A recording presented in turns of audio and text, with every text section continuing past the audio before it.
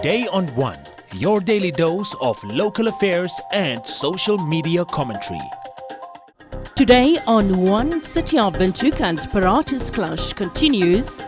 Political parties and bad reporting responsible for disinformation, says IPPR. Government given ultimatum to respond to the state of basic education.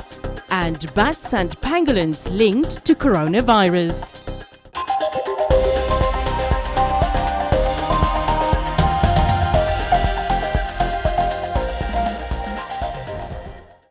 A group of desperate workers were sent home after the Windhoek City Police confiscated machinery and a truck belonging to a company subcontracted by Paratus Telecom.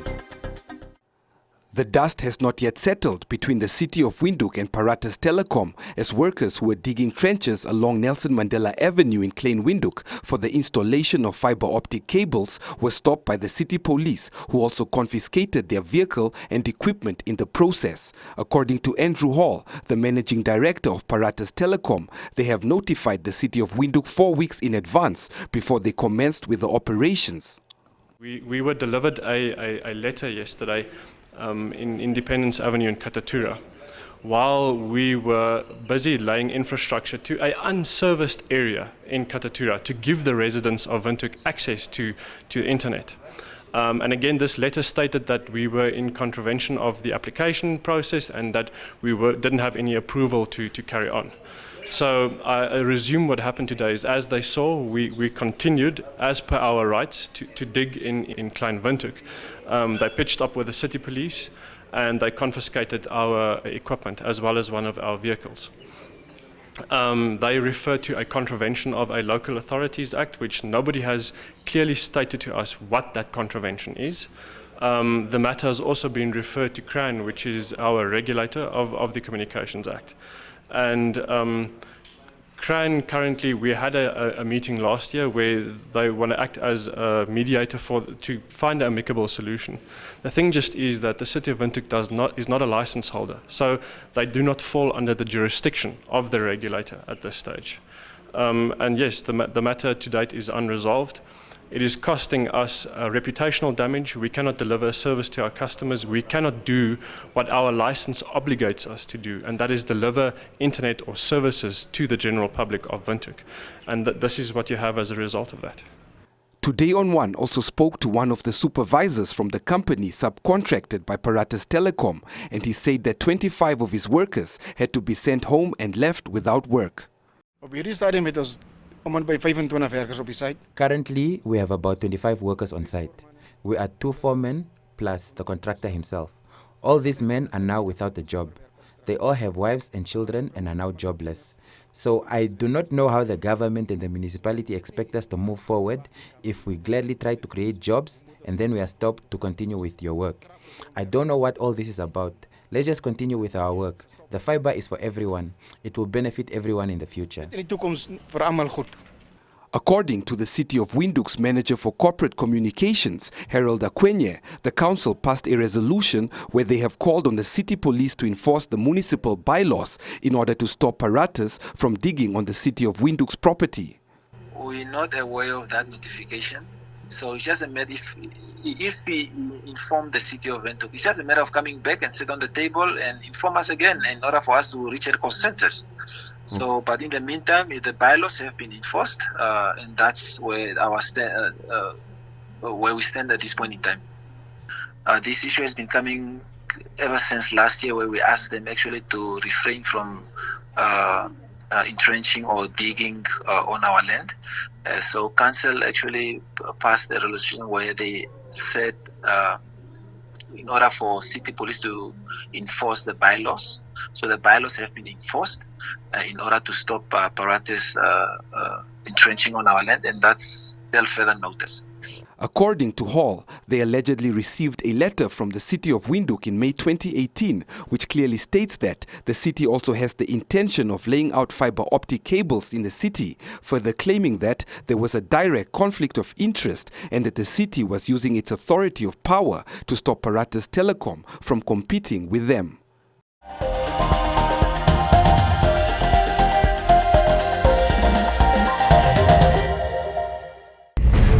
The Spot Green Tech sale is back with products priced to go. So don't miss out on incredible deals like Promotional Promotional for only $33.99 and 1 litre Spa fruit juice for just $13.69.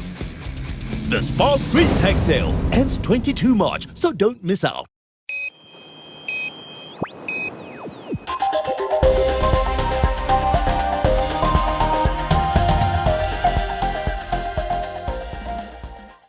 The Institute of Public Policy Research IPPR released a report on disinformation within the Namibian society, alleging that political parties are often culprits in spreading of misinformation through the media.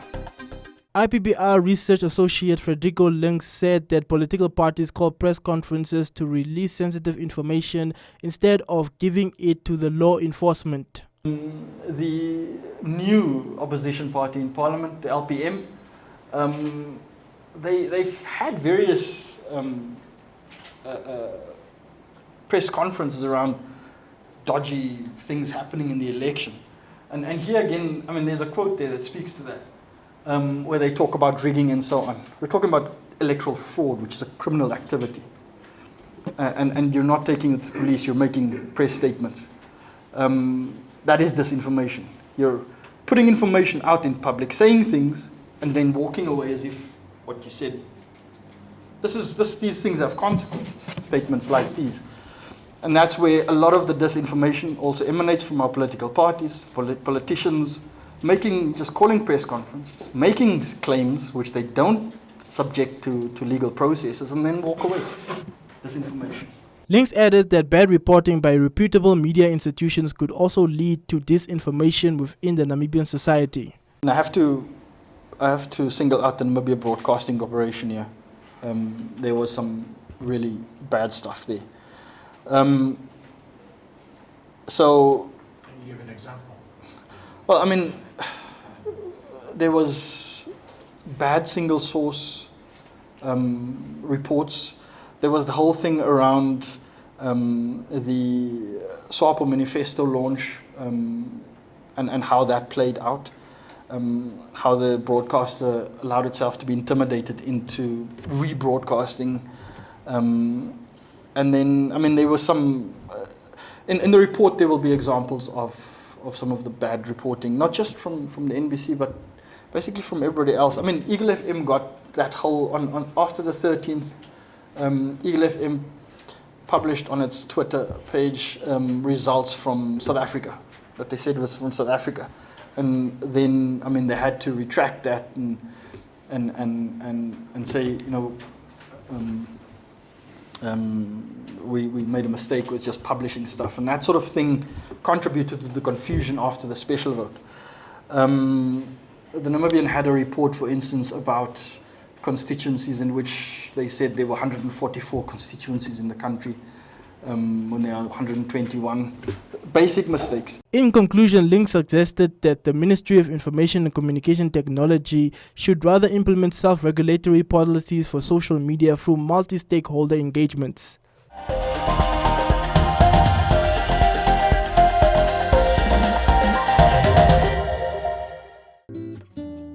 Get on board the Love Train. Make this Valentine's Day truly unforgettable with a romantic breakaway on the beautiful refurbished Jewel of Namibia, the Desert Express. Enjoy a stunning 3-course meal, romantic stopover, and dance the night away with other couples to a live DJ. Email dx@transnamib.com.na to book your exciting Valentine's Day on the train. The Desert Express, the Jewel of Namibia. You could win a double ticket to join the Valentine's Day party on the Desert Express. Just send an SMS with your name, town, and the words Desert Express to 555.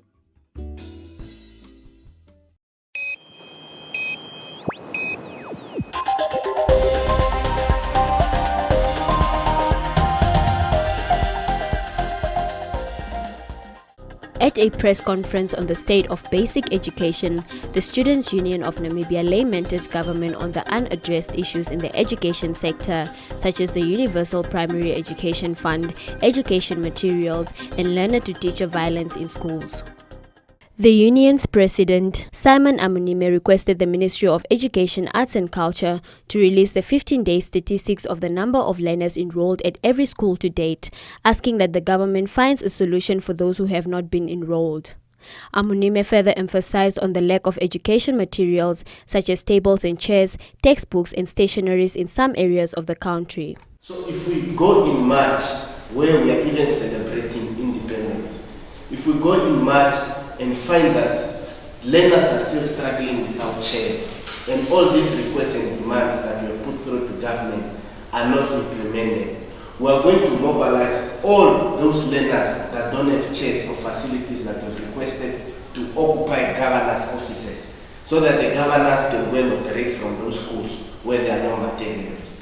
Because governors are individuals that are supposed to bring development and assist the region of their jurisdiction. They get paid a lot of money, they drive a lot of luxurious vehicles.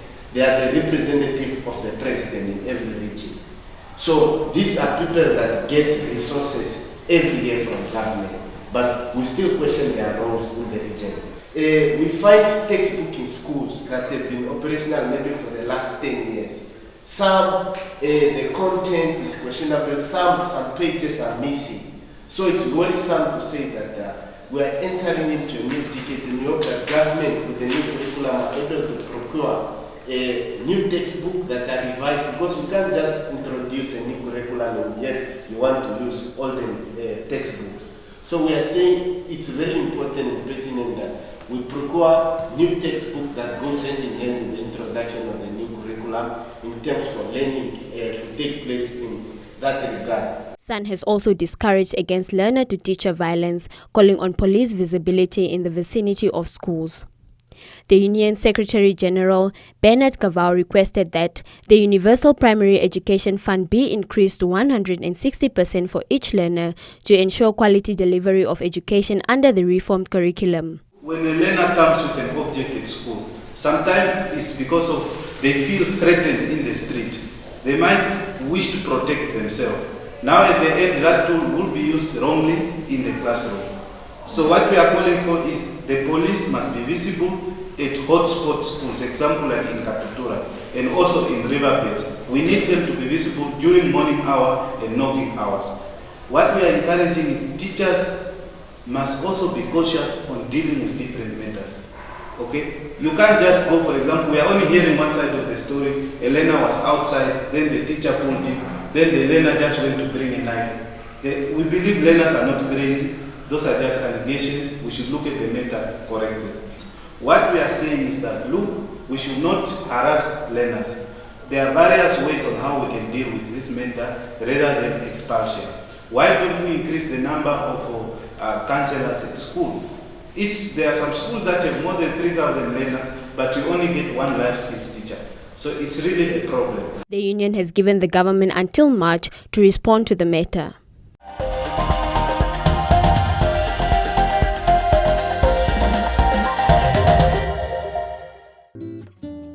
Get on board the Love Train. Make this Valentine's Day truly unforgettable with a romantic breakaway on the beautiful refurbished Jewel of Namibia, the Desert Express. Enjoy a stunning 3-course meal, romantic stopover, and dance the night away with other couples to a live DJ. Email dx@transnamib.com.na to book your exciting Valentine's Day on the train. The Desert Express, the Jewel of Namibia. You could win a double ticket to join the Valentine's Day party on the Desert Express. Just send an SMS with your name, town, and the words Desert Express to 555.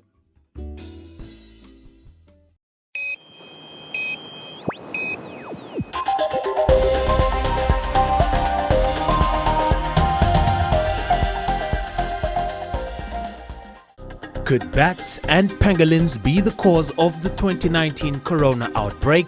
More evidence demonstrates the connection between the virus and other similar viruses spreading amongst bats. Researchers are further suspecting that pangolins may have also been responsible for the spread of the 2019 coronavirus. The World Health Organization confirmed that more than 43,000 people around the world have been affected by the recent coronavirus outbreak, of which 42,708 cases, as well as over 1,000 deaths, were reported in China alone. Although the cause of the virus is still being debated, multiple sources, including the WHO, have speculated that the virus broke out at a seafood and wild animal market in Wuhan, the Hubei province of China.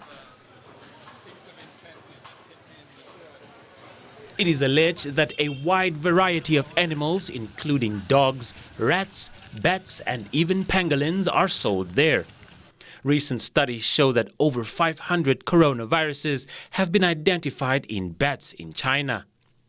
Bats are also rumored to have been the cause of SARS, MERS, and Ebola outbreaks.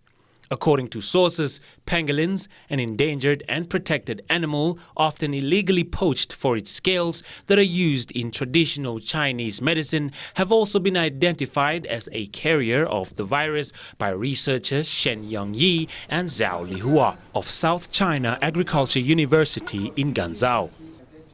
WHO representative to Namibia, Dr. Charles Sagoa Moses, gave Today on One an update on the virus.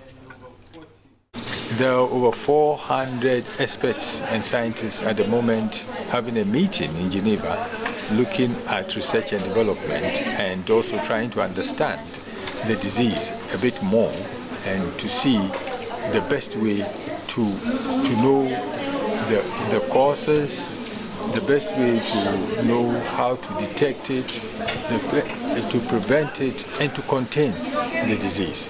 So these are ongoing at the moment. In terms of when we are going to get a cure of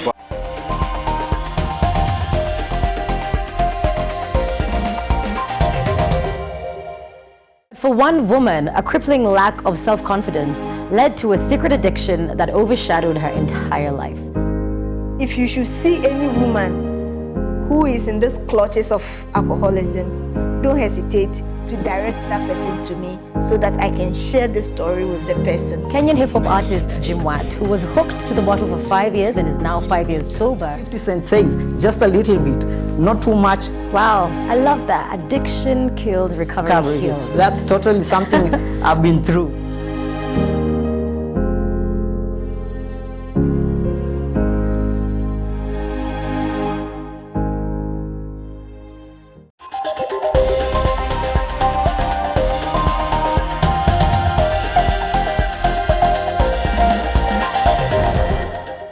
In other leading stories, unemployed youth at Ocho are up in arms as they claim that entry-level vacancies at the town are being given to children of the liberation struggle, which can be filled by locals. They also claim that the correct employment procedures, like shortlisting and interviews, were also not followed. The angry youth said that they have had engagements with the constituency councillor, the mayor of Ocho, Regional Health Director for the Kunene region, and management at the Ocho State Hospital, but no solution was found.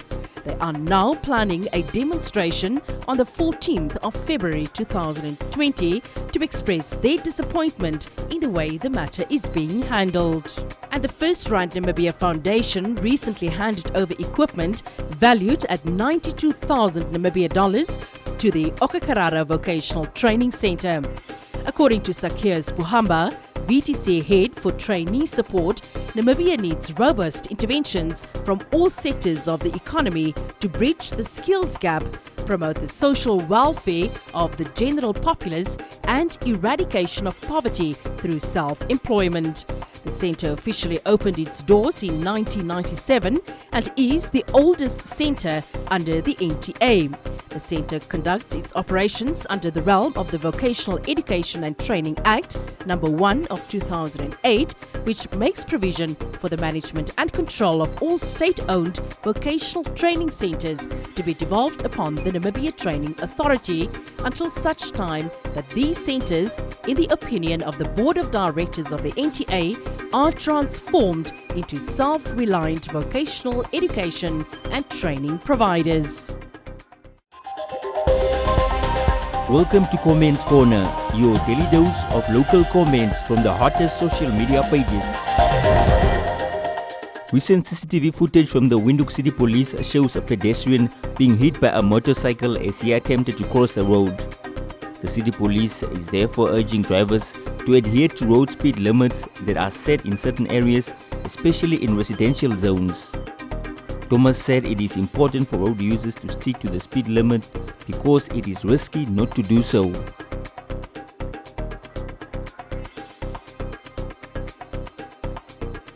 KB said at times pedestrians walk on the road with no regards for oncoming vehicles.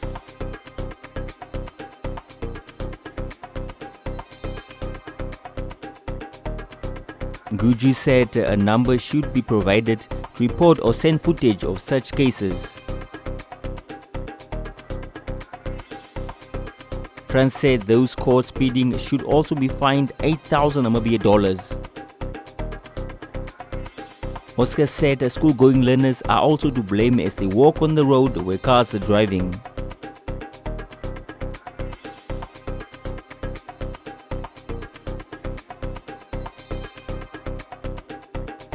Knowledge Ipinge, the newly elected councillor for the Walfish Bay Urban Constituency, met with residents from Walfish Bay and Swakopmund to discuss the way forward with regards to the fight against corruption in the fishing sector.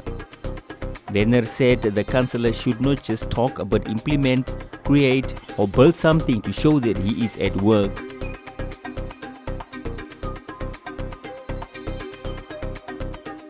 Jonas said the councillor's speech made no sense and asked whether he actually knows politics. Tulongengi described the new constituency leader as the people's councillor.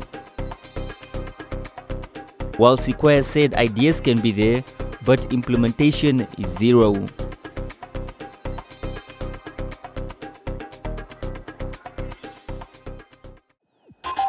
And that is all from Comments Corner. Be sure to post your comments on our social media pages for broadcast every day only on Today and One.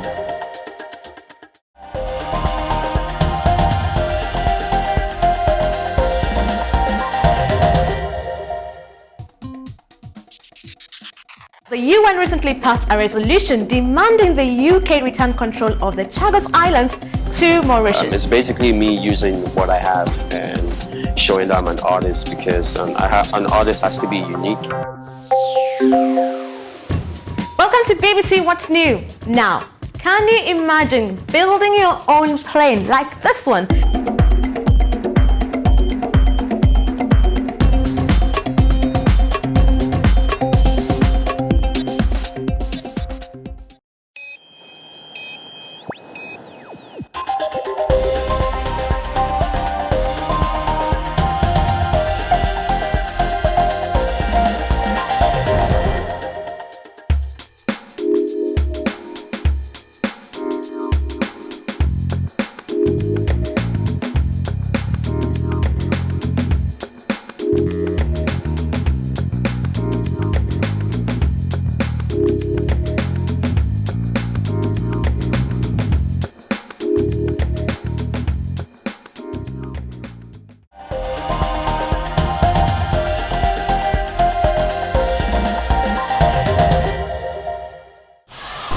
Welcome to Sport Africa. The BBC's new weekly show will explore the big sporting issues and questions, like why Africans aren't winning medals in the pool. I just think it's their mindset. Meeting established and rising stars. I could be the Nigerian first Grand Slam winner. And at the heart of it will be you, the fans, with your passion, your opinions, your stories, and even tests of your sporting knowledge. Go beyond the game with BBC Sport Africa.